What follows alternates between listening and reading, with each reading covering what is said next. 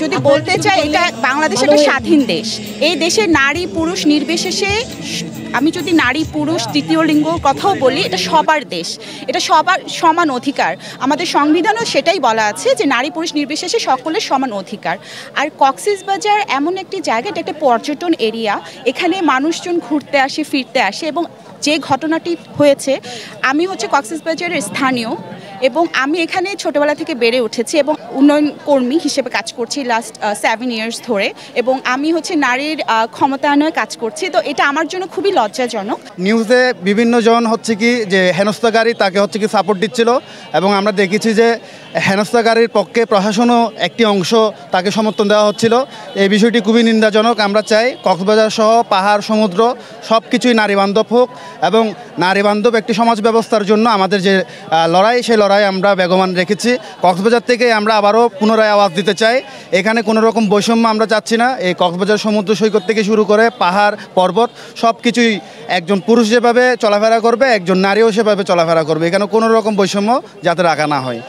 আজকে আমরা এই যে অনুষ্ঠানটির আয়োজন করেছি, তার মূলত উদ্দেশ্য এবং লক্ষ্য ছিল যে আমরা কক্সবাজারবাসী সহ সারা বাংলাদেশের মানুষকে একটি মেসেজ দিতে চাই যে কক্সবাজারের যে হেনস্থার শিকার যে নারী হয়েছিল সমুদ্র এলাকায় এবং সমুদ্র বিচে, বিশেষ করে সুগন্ধা বিচে এবং কক্সবাজার শহরের দুইটা জায়গাতেই কিন্তু নারী হেনস্থার শিকার হয়েছিল।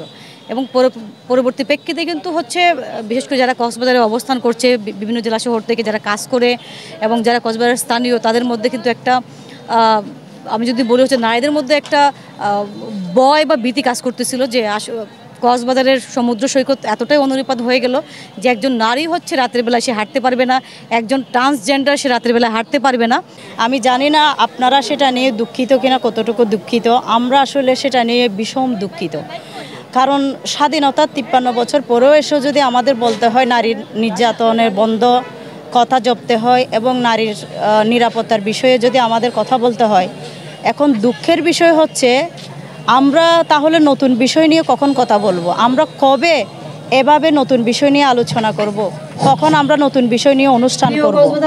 আমরা এখন আমাদের একটা হচ্ছে কি দুঃখের বিষয়, সেটা হলো বারবার পুরাতন কথা জপতে হয়। আমরা চাই না আসলে পুরাতন কথা জপতে, আমরা নতুন কিছু নিয়ে হাজির হতে চাই। আজকে যে প্রোগ্রাম করছি, যে অনুষ্ঠান করছি, আমরা গান ও আড্ডা, অনেক দর্শক আছে, আমরা দর্শক দেখে তো আমরা আসলে খুব আনন্দিত হয়েছি।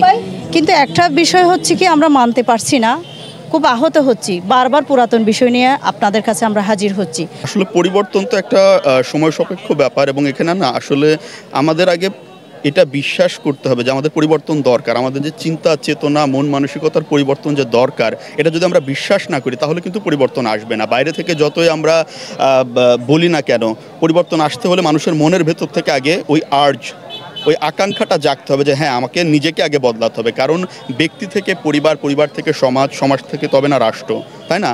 সো আমরা অনেক বড় বড় কথা বলি যে পরিবর্তন করতে হবে, বদলাতে হবে, কিন্তু নিজেকে বদলানোর জন্য, নিজের দৃষ্টিভঙ্গি চিন্তা চেতনা বদলানোর জন্য কতটুকু কাজ আমরা করি, সো ওইটা হলো মূল ব্যাপার। সো অবশ্যই এটা একটা অত্যন্ত সাধুবাদ জানানোর মতো ঘটনা যে নারীর প্রতি সহিংসতা প্রতিরোধে এবং পর্যটন বান্ধব কক্সবাজার নগরীর জন্য আজকের এই সমুদ্র সন্ধ্যা, যেখানে গান, কবিতা, আড্ডা, মত বিনিময় চলছে। অবশ্যই এটা একটা কথা বলার একটা প্ল্যাটফর্ম, মানুষের মত প্রকাশের একটা প্ল্যাটফর্ম এর মতো। কোনো রকম বৈষম্য রাখবেন না। জুলাইয়ের যে ছাত্র আন্দোলনের মধ্য দিয়ে, বৈষম্য বিরোধী ছাত্র আন্দোলনের মধ্য দিয়ে যে বৈষম্যের পুরোপুরি দূর হয়ে গিয়েছে, এটা আপনারা বজায় রাখবেন, কোনো রকম বৈষম্য রাখবেন না। কক্সবাজারে নারী পুরুষ সকলের জন্য উন্মুক্ত, সেই সাথে বাংলাদেশ উন্মুক্ত। পর্যটন এরিয়া শুধু কক্সবাজার না, পুরো বাংলাদেশটাকেই নারী পুরুষ নির্বিশেষে সকলের জন্য নিরাপত্তা প্রদান করে এবং সবাই যাতে নিরাপদ থাকতে পারে ওই অনুযায়ী কাজ করা। সমুদ্র সৈকত যেটাকে আমরা বলি বিশ্বের দীর্ঘতম এবং প্রাকৃতিক সমুদ্র সৈকত, সেই সৈকত হচ্ছে মানে নারীদের জন্য হচ্ছে নারী বান্ধব হতে পারবে না। আমরা সেই মেসেজটা হচ্ছে যে ভুল মেসেজটা মানুষের মধ্যে গিয়েছে, পর্যটকদের মধ্যে গিয়েছে, আমরা সেটা মেসেজটাকে হচ্ছে উইথড্র করে এই মেসেজটাকে আমরা পজিটিভলি হচ্ছে নেয়ার জন্য, এবং কক্সবাজার শহর যে আসলে নারীর জন্য, নারী বান্ধব, কিন্তু সেরকম বিপদ যেন না আসে যেটা আমাদের জাতিতে, আমাদের দেশের, আমাদের জেলার কলঙ্ক বয়ে আনে, এরকম বিপদ যেন না আসে। আমাদের উচিত সবাইকে সম্মিলিতভাবে জেগে ওঠা এবং সব ধরনের এই ধরনের mob justice, moral policing, human rights ভায়োলেশনের বিরুদ্ধে যে যার জায়গা থেকে মত প্রকাশ করা এবং সোচ্চার হওয়া।